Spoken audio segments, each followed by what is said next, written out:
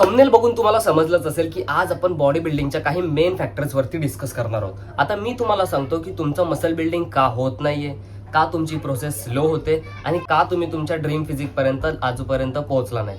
तर हे बघा, बेसिक गोष्ट लक्षात घ्या. सुरुवात करूया आपण जिमच्या बिगिनर पासून. जर तुम्ही आत्ता जिम लावलंय तर भाई तुमचे जिम लावल्याच्या नंतरचे 3 ते 4 महिने तुमचा ग्रोईंग फेज असणार आहे. त्या फेजमध्ये जेवढं तुम्ही पटापट ग्रो कराल तेवढं तुम्ही पुढे कधीच करू शकत नाही. बिकॉज तुमच्या बॉडीला त्या वर्कआउटची सवय नसते, त्या डाएटची सवय नसते आणि अचानक बॉडीमध्ये बदल झाल्यावर बॉडी ग्रो करणार आणि तुमच्या मसल तेव्हा नवीन असतात. आणि जे बिगिनर असतात त्यांची रिकव्हरी एका ऍडव्हान्स ऍथलीट पेक्षा सुद्धा फास्ट असते. होय, एका बिगिनरची रिकव्हरी एका ऍडव्हान्स ऍथलीट्स पेक्षा खूप जास्त फास्ट असते. जर तू आज जिम जॉईन केलेस तर तुझी रिकव्हरी माझ्यापेक्षा फास्ट असेल.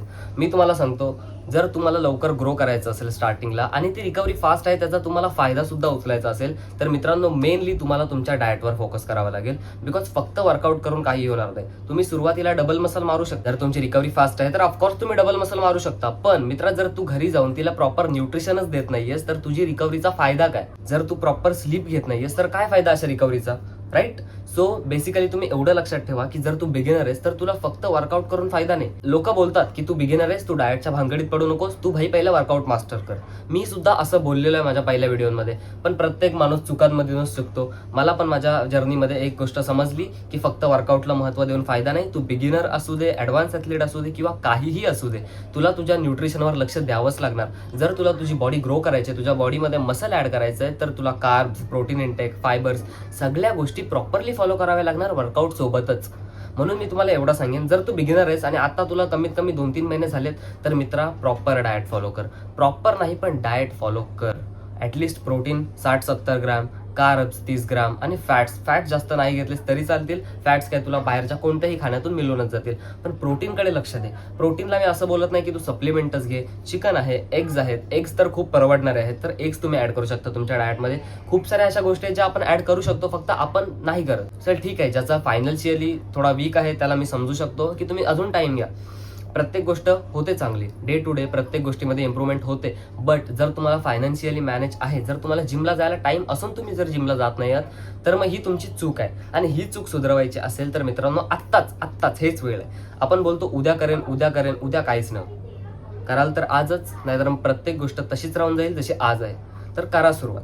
राहिली गोष्ट मसल बिल्डिंग हा खूप इझी टॉपिक आहे. हे बघा, जर तुम्हाला बॉडी बिल्डिंग मध्ये जायचं आहे तर तुम्हाला हेवी उचलायची जास्त गरज नाही. जर तुमचा माइंडसेट बॉडी बिल्डिंग आहे तर तुम्हाला डेडलिफ्ट मारायची किंवा बेंच प्रेस करायची काहीच गरज नाहीये. तुम्हाला फक्त हायपरट्रॉफी ट्रेन करायची. तुम्हाला त्याच मसलला टार्गेट करायचंय ज्या मसलला तुम्हाला टार्गेट करायचंय. समजलं नसेल तर परत एकदा सांगतो. हायपरट्रॉफी म्हणजे काय? एकदम 12 ते 8 रेप्स मध्ये त्याच मसलला तुम्ही फेल्युअर पर्यंत ट्रेन करायचं आणि त्याला जास्त ताण द्यायचा नाहीये. तुम्हाला फेल्युअर पर्यंत जायचं आहे, पण भाई तुमच्या मसलची ग्रोथ तुम्हाला ठरवायची आहे. जर तुम्ही फेल्युअर अचीव्ह करताय आणि डाएटमध्ये हाकताय तर काहीच फायदा होणार नाही त्याचा. तुम्हाला डाएट फॉलो करायलाच लागेल प्रॉपर. सर्वात मेन टॉपिक, क्रिएटिन कसा यूज करायचा. क्रिएटिन बॉडीमध्ये काय काम करतो तर मित्रांनो मी तुम्हाला सांगतो. क्रिएटिन तुमच्या बॉडीमधल्या एटीपी लेवल वाढवतो. एटीपी म्हणजे ॲडेनाईन ट्रायफॉस्फेट. तर त्याच्यामुळे काय होतं, तुमच्या मसलमध्ये पाणी स्टोअर होतं, तुमच्या मसलची साईज वाढते, तुमच्यामध्ये शार्पनेस ऍड होते. आणि क्रिएटिन चालू केल्याच्या नंतर तुम्हाला बेसिकली 3.5-4 लिटर पाणी पिणं मस्ट आहे. बिकॉज याचा अर्थ असा नाहीये की तुम्ही कमी पाणी पिलात तर तुमच्या किडन्या फेल होतील, रिस्क आहे, असं काहीच नाहीये. पण जर क्रिएटिन बॉडीमध्ये पाणी स्टोअर करतो तर पाणी पिलं पण तर पाहिजे. तेव्हा कुठे क्रिएटिन तुमच्या मसलमध्ये पाणी स्टोअर करेल आणि तुमच्या मसलची साईज वाढेल. माझे सुद्धा मसल खूप छोटे होते पहिले, पण क्रिएटिननी मला माझ्या मसल बिल्डिंग करण्यात खूप जास्त मदत केली. मी तुम्हाला सांगेन, तुम्ही एक वेळेस प्रोटीनवर इन्व्हेस्ट नाही केलं तरी चालेल, पण क्रिएटिनवर इन्व्हेस्ट करा, ते खूप फायदेशीर आहे.